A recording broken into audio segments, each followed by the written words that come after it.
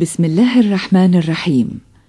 الله نور السماوات والأرض، مثل نوره كمشكاة فيها مصباح، المصباح في زجاجة، الزجاجة كأنها كوكب دري يوقد من شجرة مباركة زيتونة لا شرقية ولا غربية، يكاد زيتها يضيء ولو لم تمسسه نار، نور على نور. صدق الله العظيم. الزمان قبل 4000 عام تقريبا. المكان حوض البحر الأبيض المتوسط في أغلب الروايات. عندما رست سفينة سيدنا نوح عليه السلام على جبل أرارات وأطلق الحمامة، فعادت إليه بغصن زيتون أخضر في فمها. هل يدل ذلك على أن الزيتون كان على جبل أرارات في آسيا الصغرى؟ ربما لم يسبقها في التاريخ المدون من الأشجار المثمرة سوى التين. الغالب أن شجرة الزيتون نشأت في بلاد الشام. ظلت أشجار الزيتون والتين في فلسطين تسمى أشجار السبيل، تترك دون أن يقطفها صاحبها ليقطعها حلالا كل عابر سبيل. وفي الأساطير أن الأشجار أرادت أن تنتخب ملكة لها، فوقع اختيارها على شجرة الزيتون.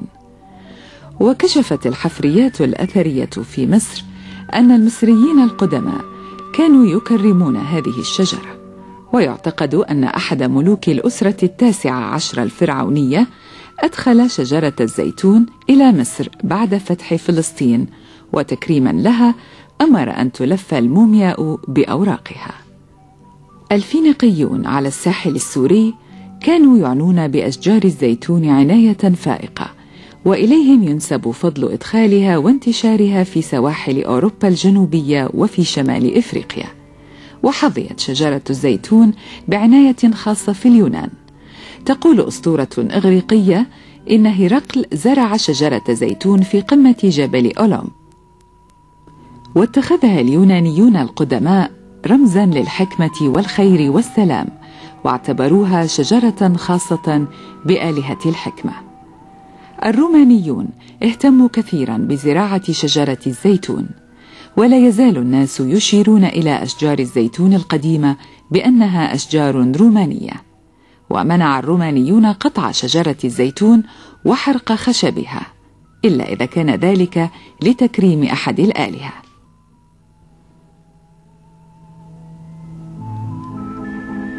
وصلت شجرة الزيتون إلى أوج مكانتها عند العرب بعد الإسلام، وقد ورد ذكرها كثيرا في القرآن الكريم وفي الأحاديث النبوية. وحين غادر العرب المسلمون الجزيرة العربية مع موجات الفتح الأولى، اهتموا بها كثيرا، واعتبروها شجرة مباركة، وشجرة الخير، وشجرة السلام، وشجرة الفقير. تنتمي شجرة الزيتون إلى الفصيلة الزيتية التي تضم الدردار، الياسمين، الليلك وغيرها.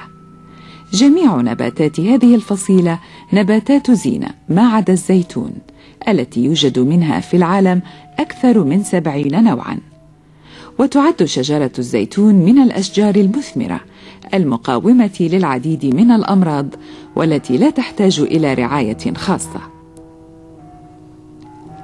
ليس في شجرة الزيتون جزء لا يستفاد منه أو ينتفع به، فالأوراق والأزهار والأغصان والثمار والخشب والرماد تجد لها استعمالات عديدة. فثمار الزيتون ذات مزايا غذائية متعددة، وتحتوي على كثير من الفيتامينات والأحماض.